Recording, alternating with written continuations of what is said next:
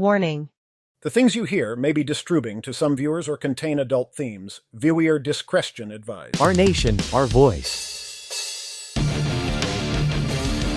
Subscribe and hit the notification bell. Hosted by Melissa Lehrman. Back to episode 2.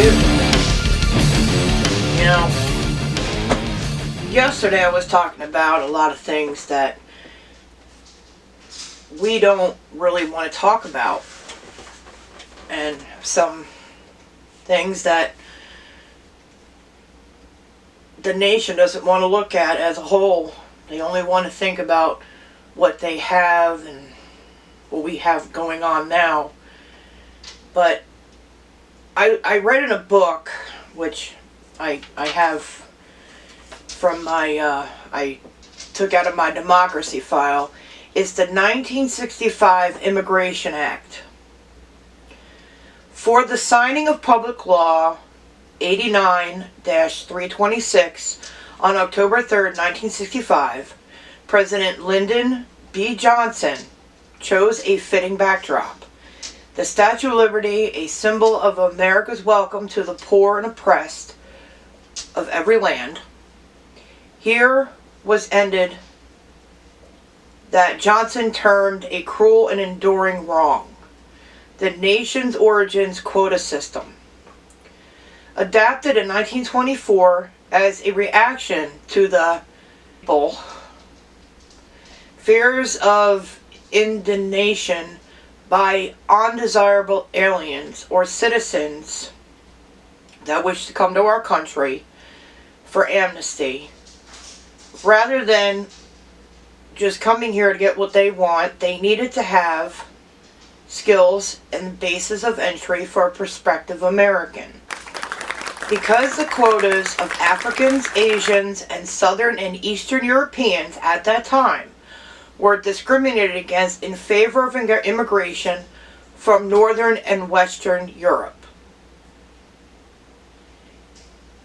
Although the quota definitions were stretched repeatedly to prevent sanctuary of political refugees in subsequent years, this discrimination system prevailed for 4 decades. A 1965 act swept it away, making the U.S. citizens the criteria for admittance. And this was in 1965, mind you. From now on, you know, the practice of releasing migrants into the states wherever they go, the government will pay for their ticket wherever they want to go. You know, it's sad that I would need a birth certificate, a ID, a ticket, and get all of my shit searched at an airport, but all these people that are being catch and released, they get given an ID that automatically allows them to go wherever the hell they want to in the United States. You know, what they should do is that they should catch them and release them back to the country in which they came from, and do what Trump did, where make the money for good use. You know, we'll give you $1 million to take such and such people back to your country. You know, because money talks and bullshit walks, as you know. You know, and then when they get released, the ones that are wanted, you know, they're committing crimes here in the United States. You know, drunk driving, killing people, raping people, murdering people. You know, breaking into people's homes. It's like they don't give a shit. You know, they're not looking for amnesty. They're looking for a way to get away from, like I said the other day, is from the drug dealers and from the cartels and from people they owe money to, and from their own government, because they are too ashamed and too pussified to stay in jail and do time for their crime. And here, because they think that they're going to get away with it, they don't. They end up getting arrested, going to jail, getting life terms, and possibly being deported. But that's only after they commit a crime, not before. You know, everyone wants to sit there and talk about, you know, Mayorkas. Mayorkas is actually just the fall guy. He's the guy that was put in place to take the blame for what the government was actually doing. You know, you got 23,000 supposed vetted Cubans, Haitians, Nicaraguans, and Venezuelan nationals. And, you know, every time they do send people back, 3 times more of these people come back, and possibly the same people that they already deported. So what was the point in the whole point of deporting them? And I think that's what they were doing with the catch and release, you know, catching them and releasing them to the States because they'd be back anyway, but that still makes no sense. And like I've said before, common sense is a human tragedy. Leave it at that. You know, Americans should not fall for this its misleading numbers and word games that the government tries to pass on as news or as at press conferences with that Jean lady, Jean Pierre, you know. She always wears the same makeup, her hair is always the same. It's like they take her out of a closet, walk her out to the stage, and put her in front of everybody, and she's got an earpiece, and she's just telling everybody what they want to hear, not what the truth is, because she's afraid of her life. She's afraid that if she doesn't tell, then she won't get her 2 pieces of bread and her cup of coffee every day.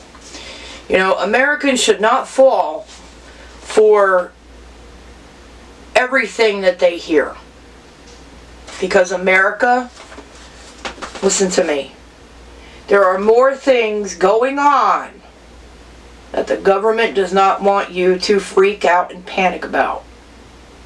I'm telling you that right now. You know, but like I said, Biden waited until the last year of his time in the White House to change policies. You know, we wouldn't have this problem if he did not reverse everything that Trump had done. You know? Because we wouldn't be in this situation. We wouldn't have had a cognitively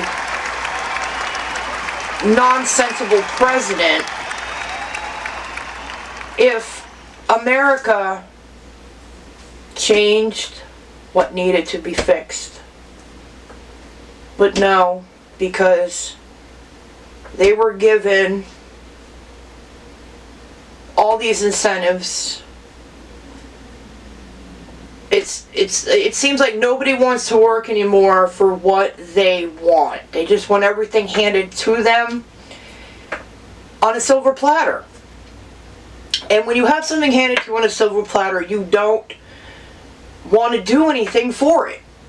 And that's the problem that we are facing today when it comes to people, you know, and for Joe Biden to stop Governor Abbott in Texas by putting an injunction in, trying to stop him from building a wall, that shows that he and his cabinet and his cronies and all his people that he works with, they don't give a flying fuck about America.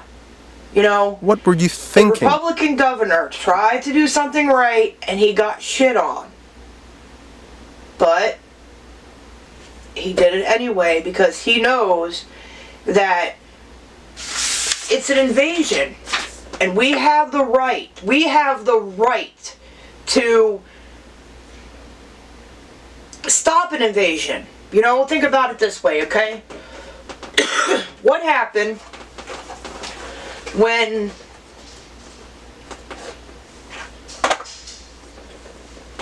Hamas? What happened when Hamas attacked Israel? Okay? They have the right to rebel against another country that invades and hurts their people. So why doesn't America do that? Why doesn't America stop people at the border, no matter where they are, and take the oath of the American government to protect America at any cost? You know? it's somewhere in there that we are allowed to overthrow the government if we feel that the government is not doing what it should be doing. I'm not saying that we should do that, but what I'm saying is that I don't want to be in trouble for inciting riots or anything like that. But what I'm trying to say is that we need someone that is God-fearing, okay? We need a man or a woman who is a business person, because everything costs money nowadays, and we never have enough. Granted, the Federal Reserve has printed money, and we owe, the American government, taxpayers, owe the Federal Reserve for all the money that they have printed out. But see, we are not in a position to keep giving away money and then expect the economy to turn out perfect. It's not going to happen.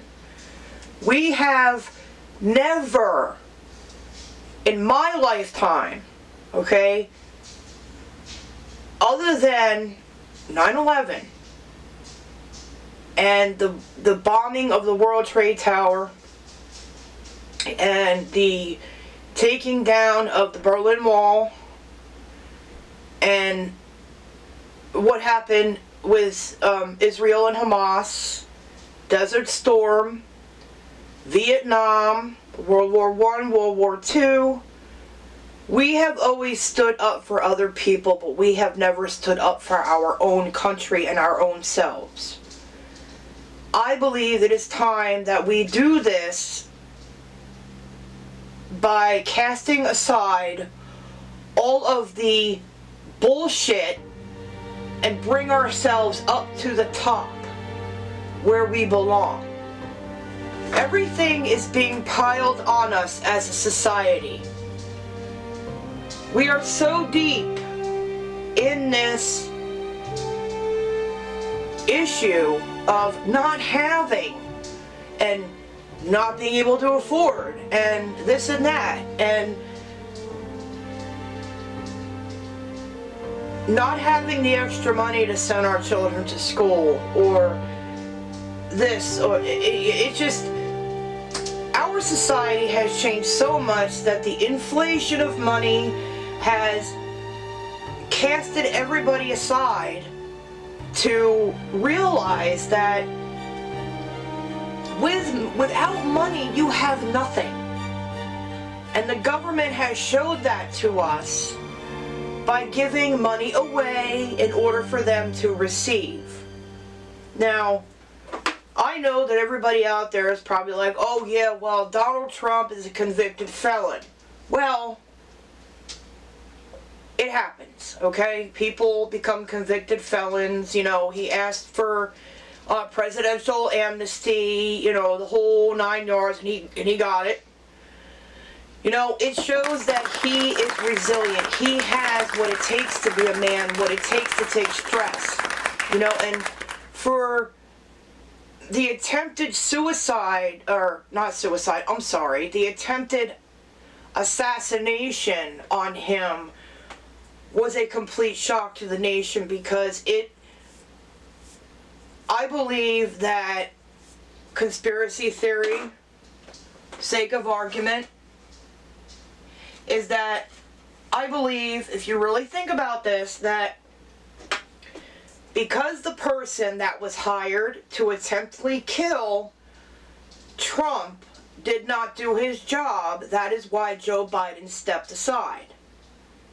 Because everything just seems so close together, timeline-y wise, that he was like, okay, well, now that I can't get rid of my opponent, I might as well step down. But that could be just a theory. But stranger things have happened in our government, believe you me. You know, it's open that John F. Kennedy had an affair with Marilyn Monroe. while he was married to Jacqueline Onassis, you know, and, you know, he was a man who had faults just like everybody else, you know, and he was a senator in the state of Massachusetts before he became president, and he showed America that America could be great, you know, and he openly had weapons as a president. He served in the Navy, for crying out loud, during World War II. So, explain to me why it's too hard for America to understand that politicians are not celebrities, politicians are people, and some people are not politicians. So, in closing, something for you to chew on. I'm going to read again, once again, from Timothy Snyder's On Tyranny tonight. I am going to go with, let's see, what are we going to go with today? Here we go. Number 14. Establish a private life. Nastier rulers will use what they know about you to push you around. Scrub your computer of malware on a regular basis. Remember that email is skywriting. And consider using alternative forms of the internet or simply use it less. Have personal exchanges in person for the same reason. Resolve any legal trouble.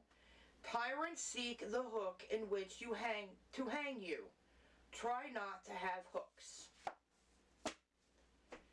That, my darlings, is exactly what we're looking at when it comes to this election. Just because Donald Trump has his faults doesn't mean that we need to hang him out. Broken Chimpo Productions.